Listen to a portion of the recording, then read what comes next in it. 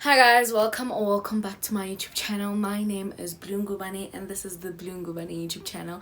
Thank you for tuning in. Please make sure that you like this video, and if you want to join this beautiful family, do subscribe below and hit the bell to get notifications every time I post a new video. Without further more to do, let us get into today's video. Before we go any further, can you just take a moment? Take a moment and just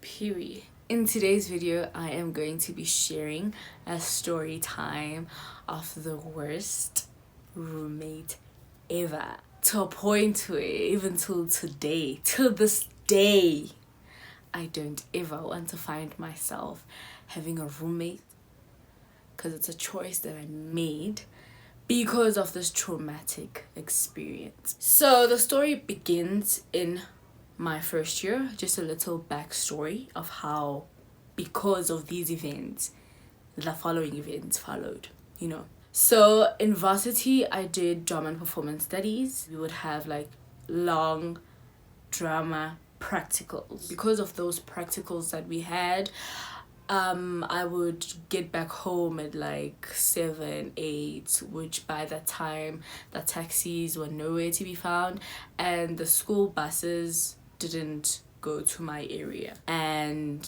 because also I was in a campus where it was like a taxi away from home, I kind of was a stay-at-home student for the first half of the semester. And then, mind you, I didn't have funding because with my NSFAS application there were documents that were that I didn't submit, hence I wasn't granted funding for my first year. So because of that, I also thought it made sense that I'd stay at home and be a day scholar. The primary reason why I ended up moving into a commune was because of the fact that I had practicals, and the practicals would finish at like late hours, or I would go home at late hours, and if maybe I was a part of a play, I would have to stay extra hours after for rehearsals for that specific play, which even made it more unsafe for me to be traveling during that time of the night. So I spoke to my gran, presented to her that these are the facts that I want to move closer to the school. So my gran agreed. She didn't mind, which was like yay, because again I didn't have funding, so she was going to be the one who was funding my accommodation, my food, and just everything in between. And then I started looking for a commune, and then I found one really close to the campus. I was sharing with this lady, and she was doing her third year, which was like her final year, and she was doing I think 2 modules she had failed, so she was only going to be there for that semester that she needed to do, and then she was gonna leave. She was gonna be done with her degree. Also a couple of students in that house overall. So because I'm a very like introverted person, I'm number one scared for my life because I'm doing my first year, and I don't want to be mingling with the wrong people. I don't want to find myself doing the wrong things. I'm just like, oh my gosh, you know how you move from grade 7 to grade 8 and you get in high school and they giants are corner, which are matrix, kind of like that. When you come from grade 12, you're the top dog, and when you're in varsity, my top dogs are corner that are. So I was trying to really stay out of everyone or anyone's way, because I'm not trying to be, get caught in the wrong crowd, just be consumed by varsity life. So my roommate at the time lets me know that, oh, there's a girl that goes to the same class as you. I'm like, oh, okay. She lives in a room downstairs, outside. And then she kind of introduces us to each other, and I'm like, oh, okay, hi. That's when I started really recognizing her from class. With, oh, okay, we stay together, we go to the same class, sharp. And that's that. Around the time of May, her place got broken into, so it was around exam season, so I think she was gone. She was at the library or something. It was around that time, and then she came and she noticed that her place was broken into and she doesn't feel safe. So around the time, I think it was a Thursday or a Friday, I had plans to go home for that weekend. So my roommate at the time was like, hey, we have enough space for her to stay here right now until they kind of put a new burglar guard and put new things to kind of, you know, elevate the security. That's what the landlord had said. So my roommate suggests that she can just move in with us in the duration of that period until they fix their place. I'm like, oh, okay, that's fine.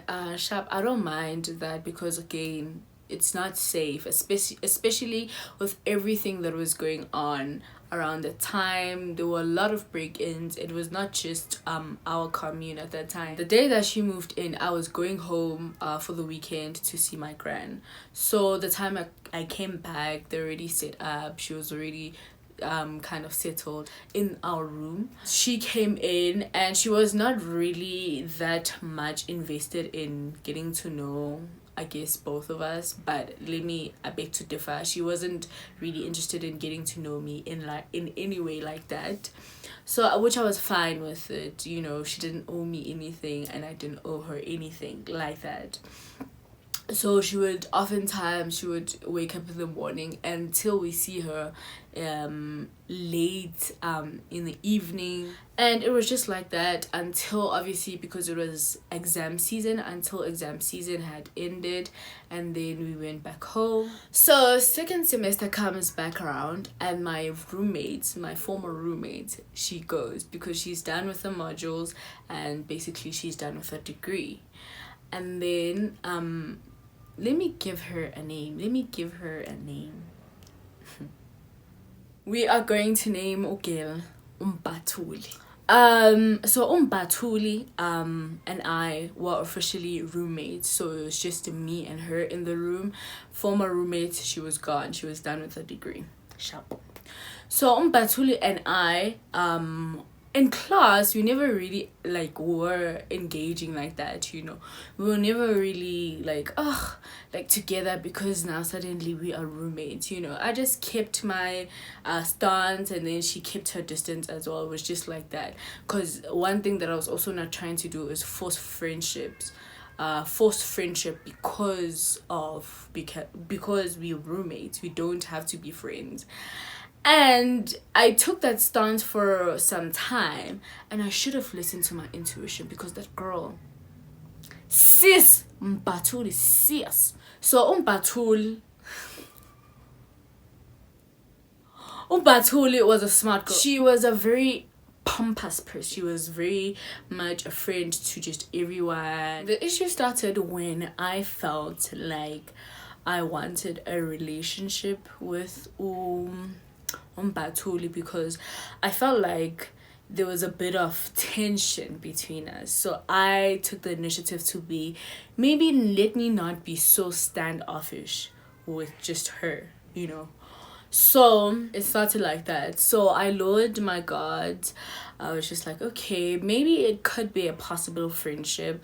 Let me not hold her to the standard of which my former roommate was in. So I started opening myself up to her, in a sense, in a way. That was my biggest mistake. Hey, it was my biggest mistake. I shouldn't have done that. I should have just stood my ground and just allowed people that would see through perhaps the walls that, oh man, she's a jolly good fella. When your intuition tells you something, you must listen. Do not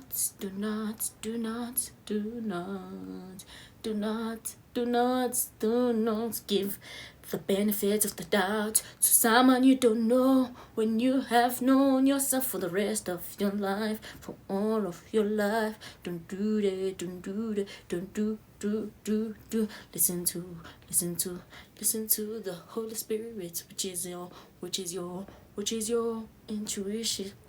So around the time when I was just softening up, she also began to like kind of bombard me with a lot of things that she was going through, from relationships to just how she grew up and high school. She just kind of told me basically her life story, and I felt like, I'm so sorry. Like, I was genuinely sorry that a lot of things, like most of the things that happened to her, you know.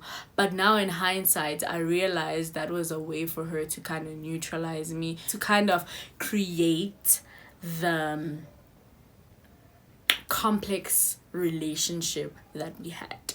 She got me there, because in my character I'm a very fixer. Like, for the longest time I was such a fixer. Like, oh my gosh, you broke your bone, let me try and find some kind of glue that's gonna put your bone together. Oh my gosh, you didn't have dolls growing up, I will spend my last money to make sure that you get any and every doll that you want. I was kind of like that, you know. I was for the longest time, because also I felt the need to be a friend to her. I felt, oh, okay, this is an opportunity for me to step up and be a friend to her, to show her maybe kindness, and maybe we can grow and build like a proper friendship, a proper relationship. The girl didn't want that. Batulu didn't want any of that. She didn't want to be my friend. She already had other friends, and I should have just stayed in my lane and just did what I did, and it could have just been over like that. It could have been over in that semester because you stayed together for a semester. For me, my love language is quality time. So I like spending quality time with just people that I love, and I love gifting people. Those one of the main love languages that from myself to others. I naturally, those are the two main things that I opted for us to spend more time together, as much as we're living together, but it's like quality time. It's not like quantity. We're just in each other's space, and you distracted, I'm distracting, you doing your own thing, I'm doing my own thing. Not that kind, but like genuine quality time where we will go out for ice cream dates, or even just be in a room, just have a conversation, just have, quality time. Which I started gifting her with things and stuff. It wasn't being reciprocated, and I noted that, but I felt like in some way or shape or form that was because of me. I don't know why I felt like that, but I did feel like that for a long time. She started taking advantage of just where I was. Mind you, this person knew that I wasn't funded, so everything that I had was literally sponsored by my grandmother, because I didn't get funding. So everything that I had was budgeted for to the T. She was a born-again Christian according to her.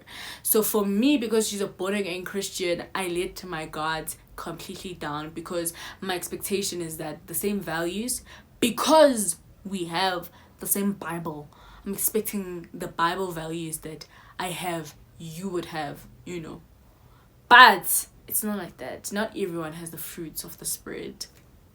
And not everyone really lives up to what being a Christian and what being born again is.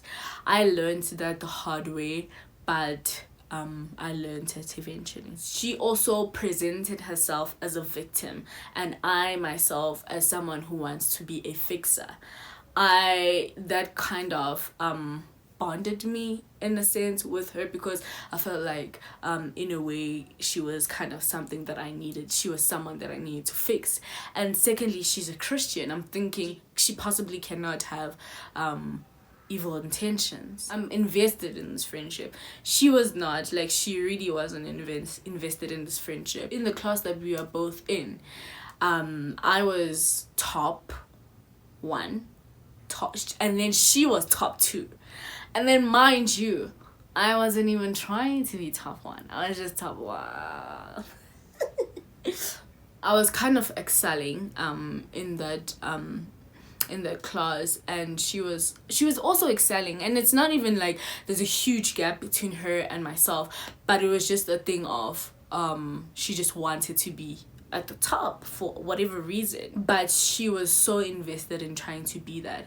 And I felt that so for her to be okay, maybe I should like step down, so that if all of these things, all of these hurts and pains from her past are the result of her constantly wanting to be on top so that she can be reassured as a person, I'm going to give her that. Because to me, all of that didn't really mean that much to me. It wasn't to a point where I would act out of character to get something, but she would. So I felt like for her to not act out of character to do certain things or to get certain things, let me step down, because she's going to end up in like the wrong places with the wrong people.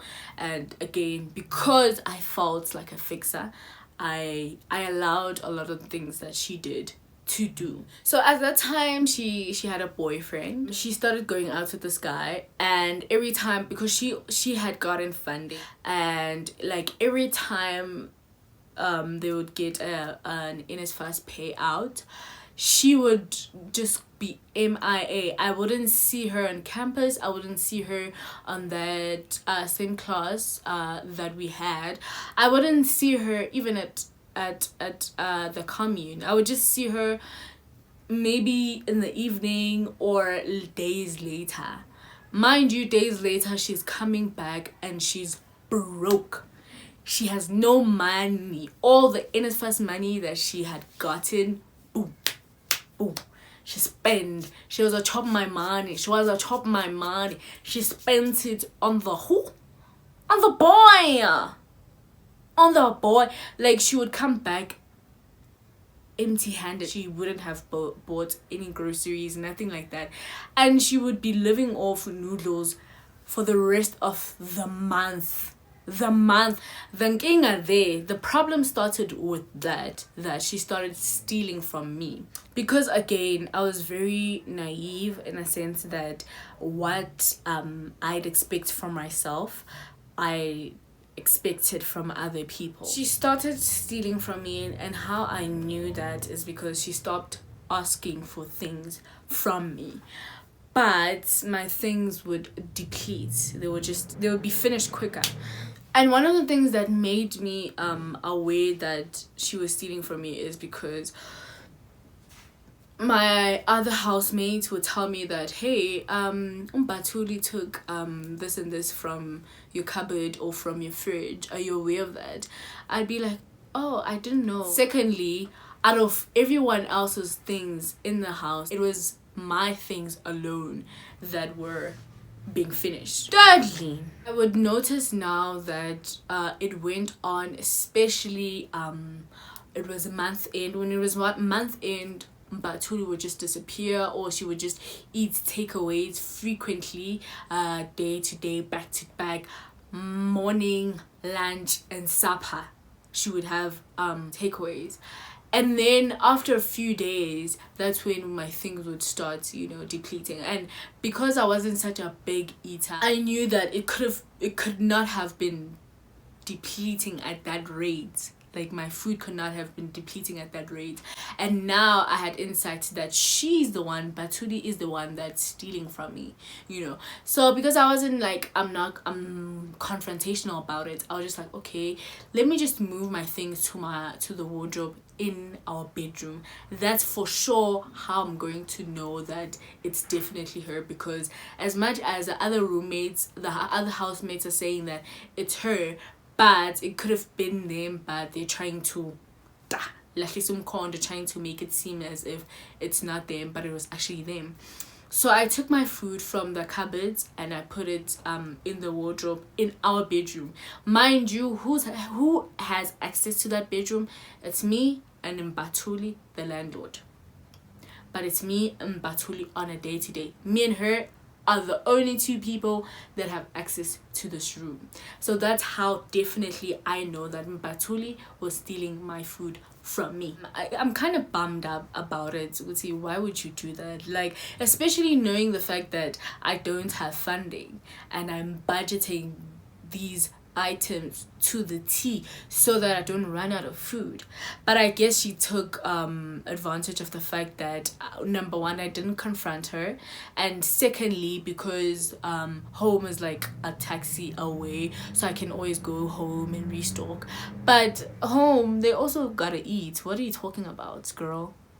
Baturi also started shifting the items that she chose to buy. Like, for example, I bought brown sugar. Like, I eat brown sugar. She ate she had white sugar, but now she changed into brown sugar so that if it happens that she would perhaps finish her sugar, it's going to be easy for her to just pour from mine. Then that's the four quarter to two. There was this other housemate. We're gonna name this girl housemate. So she and housemate were close like this. Mind you, both of these girls, I'm thinking, ugh, they're my girls, because housemate and I, it's not like we're strangers. We've had conversations. But she specifically and housemate and Baturi were close like this because they're also studying towards the same degree, and housemate was, I think she was doing her 4th year. Thing is, now Batuli and housemate were both stealing from me. So let's take a step back. Before I moved my things to the wardrobe in our room, housemate, one of the other housemates told me that she saw housemate taking biscuits from my cupboard and pouring some sugar from my container.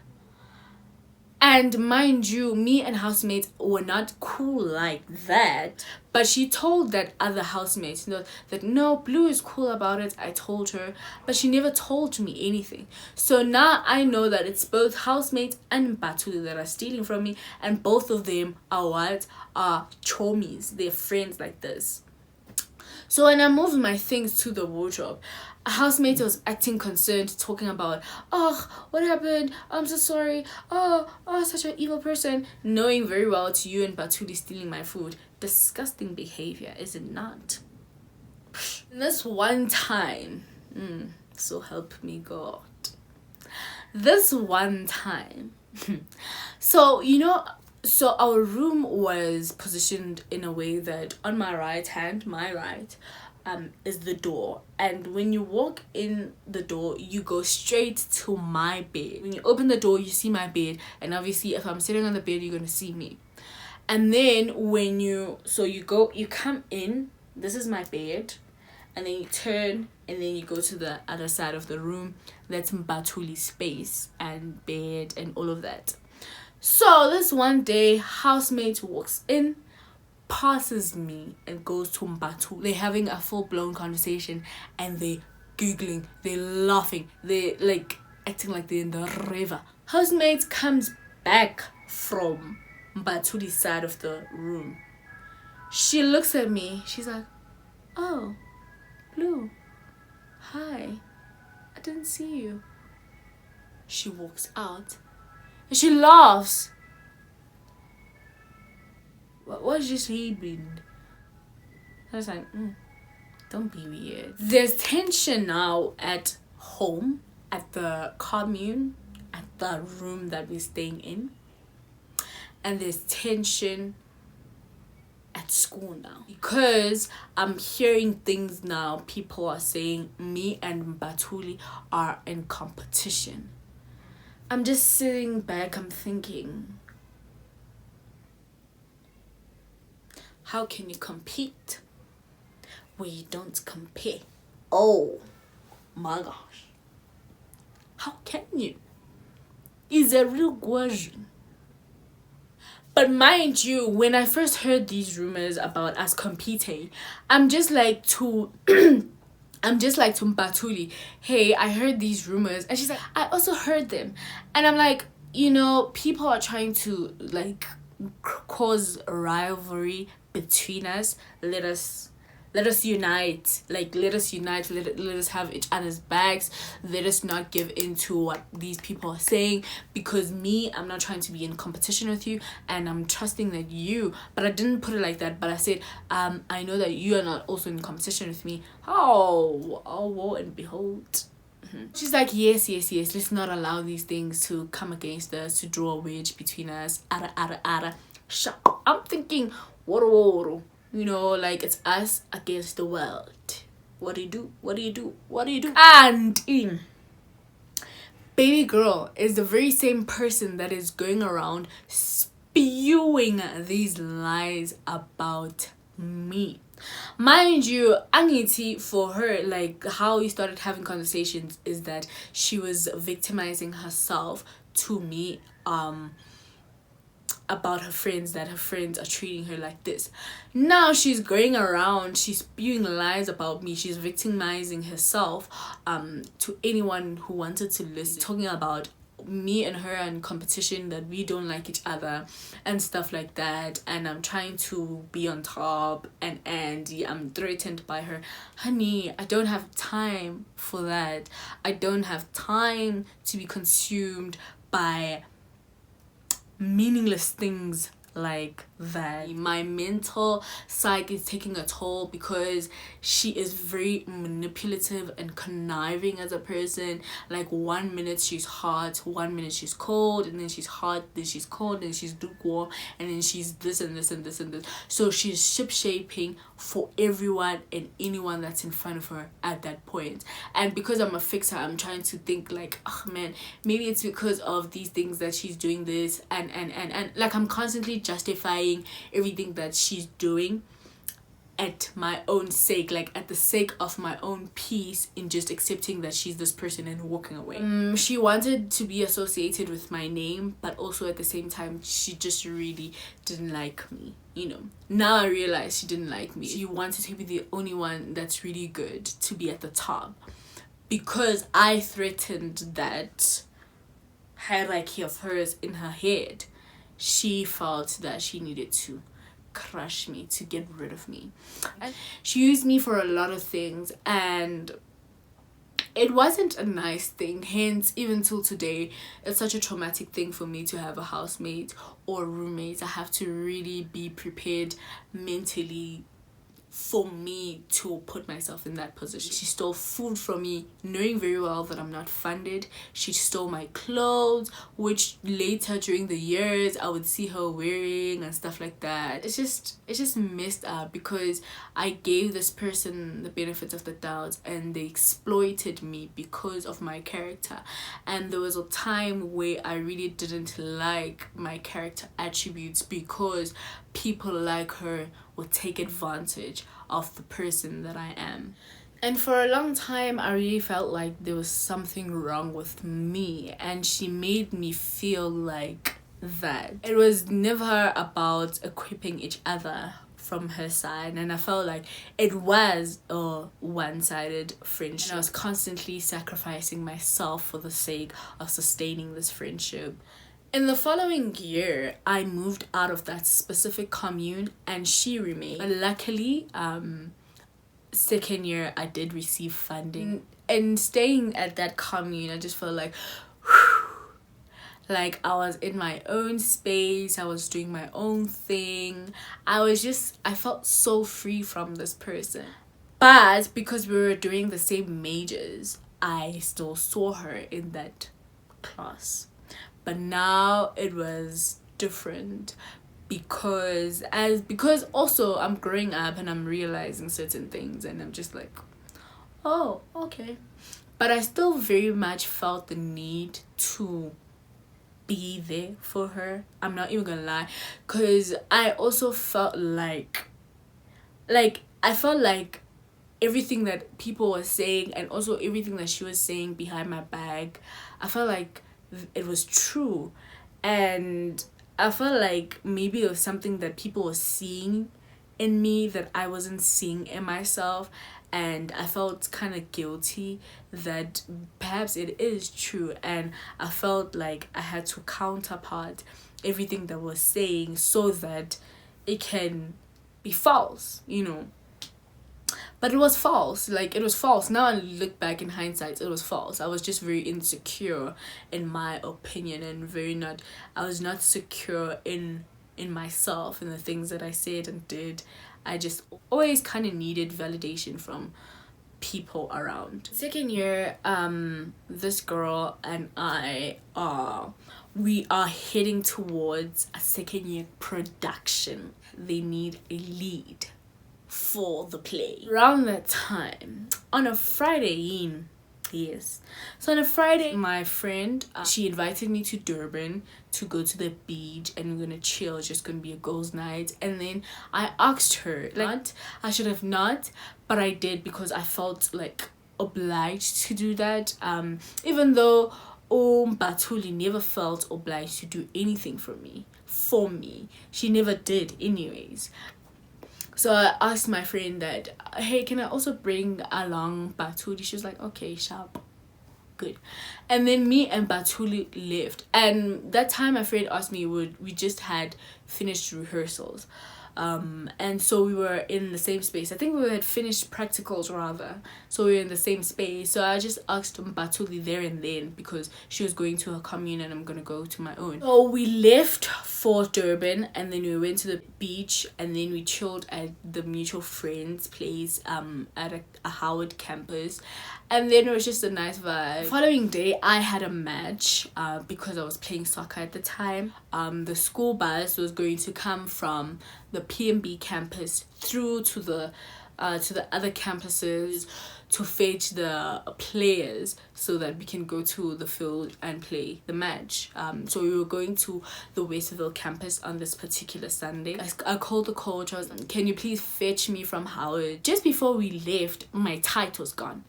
Tell me why my undergarments, my tight was gone. Whom stole it? The girl. Because the girl that we were staying at, like, we literally just took out everything in the wardrobe because I thought maybe I misplaced it in the wardrobe somewhere, somehow. She took out every single thing. It was not there. But now in hindsight, I realized it was Mbatuli. Because what's a Mbatuli? That's the only thing she can do. She can't help herself. And then after playing the match, we went back. We were traveling back to PMB. So when we were traveling back to PMB, I kind of took out my phone, and then my phone slid, and then it landed on the seat.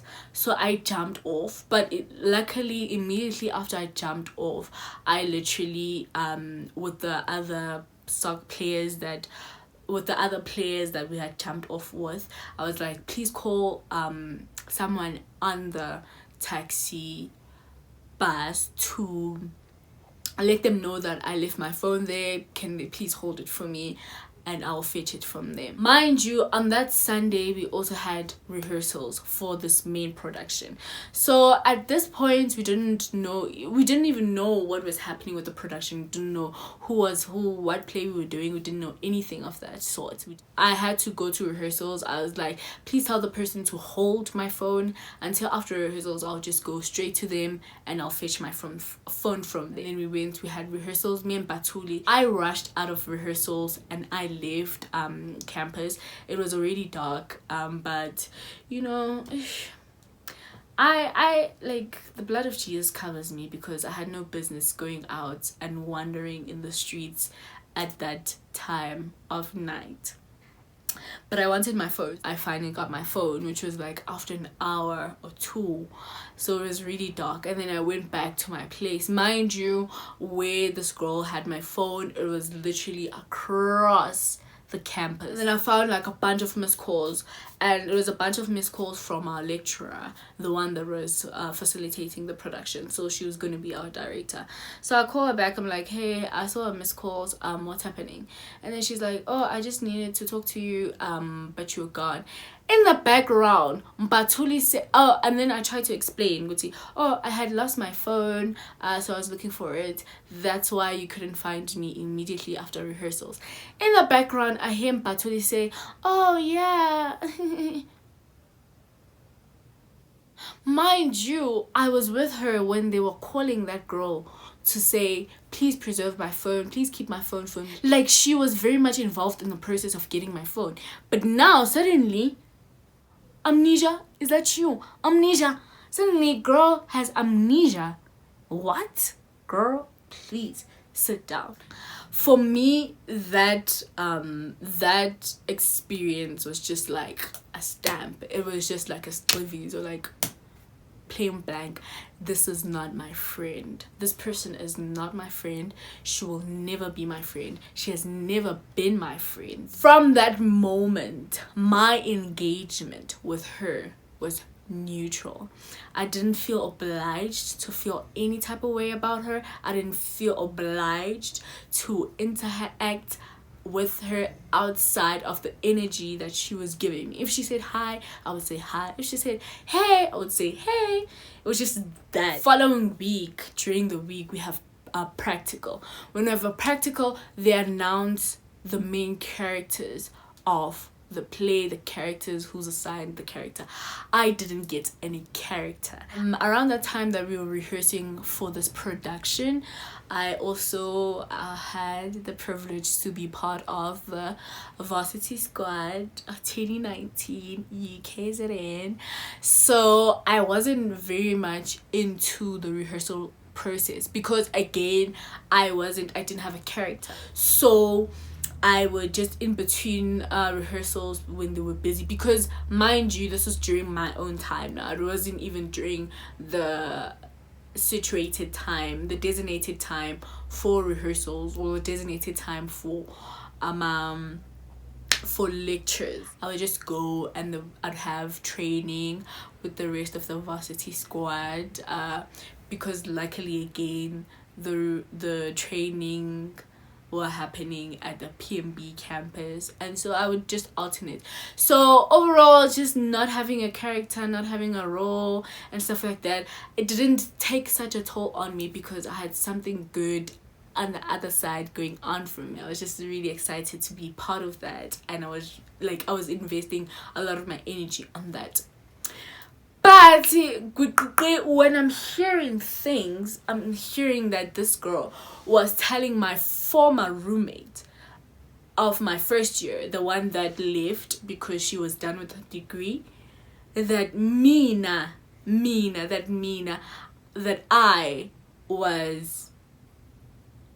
I was acting mean towards her. I was just being a nasty person. I was just this and this and this and that. But I don't understand when I go to training, I come back and I do scenes where I'm supposed to be in, and I leave, I come back, I leave, I come back. I don't engage in any way in between those things with you. But now she's spewing lies about how I'm bullying her and how... Why are you minding me? Like, why are you minding me? You got the main character role. So why are you minding me? Focus on that. Like, focus on that. When you see me, see a peasant. See someone that doesn't have a role. See someone that is below you. Why are you minding me? You have a main character role. So why does it matter what I feel, say, think towards you? But I'm not even in your space most of the time. I'm doing something else. But girl felt the need to say all those things about me, to say that I'm treating her horribly and I'm just like this and I'm like that, and she's just spewing lies about me. And at that point, I really didn't care to justify or to defend myself, because I really thought this person was a good person, but I know now they're not a good person. So I'm not even gonna spend one more minute thinking, saying anything about them, because already who they are as a human being is their karma. Like, who they are as a human being, they're already so miserable. Like, so I'm not gonna spend any more time trying to like defend myself so that people can see her for who she truly is. I was just like, no man, I'm out. Like, peace out. I'm done with you. I'm finito with you. You're not my friend. You've never been and you never will. And I will never, ever, ever allow myself to give you an opportunity to treat me the way that you treated me ever again. Never. I will not. And then the production happened, and then it was third year, and then third year happened, and it was lockdown. And then after that, it was also lockdown, doing honors, and she was also doing honors. And it was just like, you're here and I'm there. But to people now, it seemed as if I was jealous of her because she had gotten main character.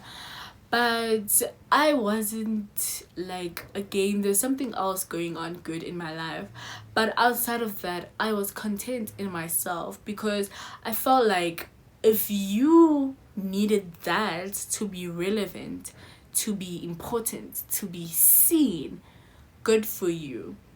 I don't need that. But don't put me in a position where it seems as if I need that and I'm jealous of you because you got that. Since then, I haven't seen her. I've blocked her on all my social media platforms, and we are doing so fantastic. We're doing great.